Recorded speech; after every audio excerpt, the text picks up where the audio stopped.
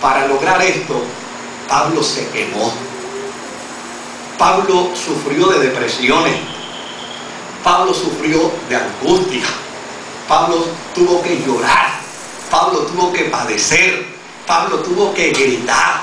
En ocasiones llegó a pensar que las fuerzas no le daban. Óigame, y no es que Pablo fuera frágil, es que no es fácil lograr que una persona en una tradición cultural y religiosa pueda entender los mismos conceptos de la fe que otro dentro de otra cultura y dentro de otra tradición. Esa es una tarea bastante difícil. Yo he tenido que pasar mis sinsabores como resultado de ello. Mire, hace unos años atrás yo fui invitado a un país de Centroamérica a predicar. Y yo me preguntaba por qué razón yo tenía que ir a predicar a un lugar primero para después ir entonces a predicar en la actividad donde yo iba a predicar. Yo decía, pero ¿por qué razón me tienen que obligar a ir primero a predicar? Yo decía, chicos, pero si es en otro lugar, ¿por qué tengo que ir a esa iglesia? Me decían, no, tienes que ir a esa iglesia primero. Y yo me lo preguntaba, ¿por qué tengo que ir? Pues ¿saben por qué tenía que ir? Porque esa era la iglesia del presidente de la fraternidad religiosa de ese país. ¿Y sabe qué era lo que él había dicho? Le vamos a permitir predicar, pero primero él tiene que pasar por mi iglesia para yo evaluarlo. Porque si lo que él predica a nosotros no nos gusta, por ahí mismo se puede regresar para su país. ¿Sabe cuál era el problema?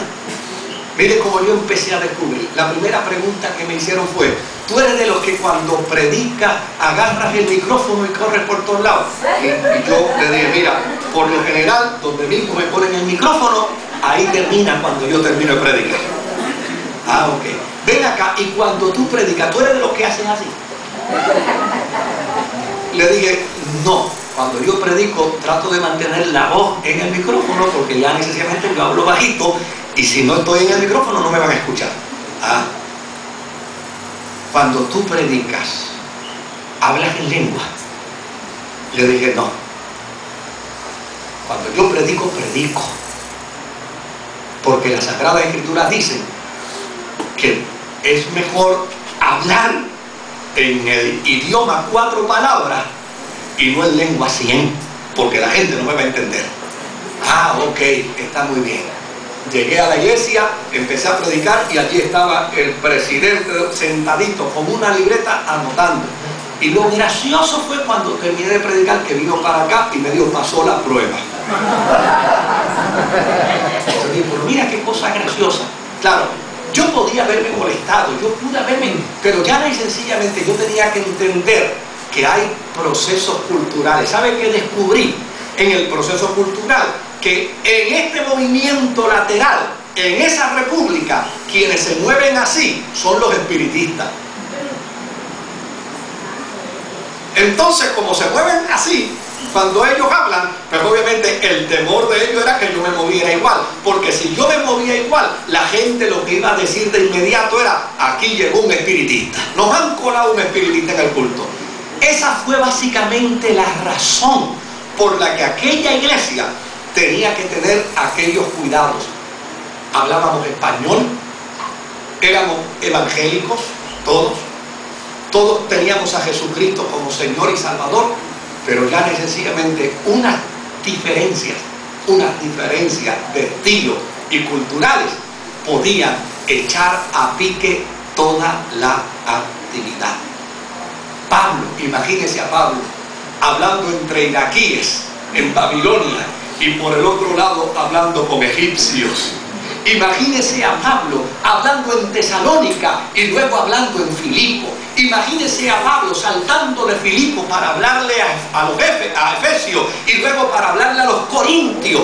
Eso no era una tarea fácil, porque toda esta gente interpretaba los conceptos de la fe, los interpretaba desde una perspectiva cultural. Pero Pablo se dio a la tarea simple y sencilla de buscar aquellas cosas que nos unen y no las que nos pueden separar, de buscar aquellas cosas que sirven para que honremos a Dios, para que bendigamos a Dios, para que exaltemos la gloria de Dios y para que de esta manera almas vengan a los pies de Jesucristo y no para convertirnos en un ring de boxeo o de lucha libre o de kickboxing, donde el pecador nos vea y diga: por eso no me meto a la religión, porque ustedes se pasan peleando. Ese mensaje es el que Pablo nos presenta dentro de estas cartas. Desde luego, hubo una gran dificultad. La dificultad de Pablo con la comunidad de la gente de Galacia y con la comunidad de la gente de Roma. Y cuando usted lee lo que Pablo le escribió a los de Galacia y cuando usted lee lo que Pablo le escribió a los de Roma, da la impresión como si Pablo hubiera estado dando dos discursos distintos. Oiga bien, a los de Galacia el apóstol San Pablo les dijo: la ley es una maldición. La ley no anula la promesa del Mesías. La ley es una esclavitud. La gente tiene que entender que somos salvos sin la ley, porque la ley no salva a nadie. Pretender circuncidar a los gentiles es un acto de hipocresía. La ley no es mediadora para salvación. No estamos sujetos a ninguna ley. La ley es débil y es pobre. Los legalistas son perturbadores.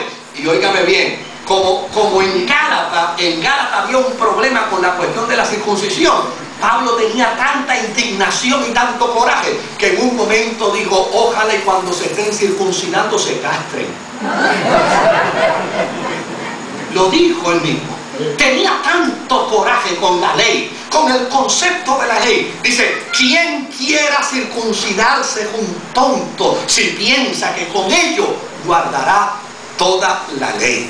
Fíjense que en la carta de Pablo a los Gálatas, Pablo se convierte aparentemente en un enemigo sin cuartel de la ley. Sin embargo, cuando usted salta a la carta de los Romanos, usted encuentra a Pablo que dice: la ley es el ayo.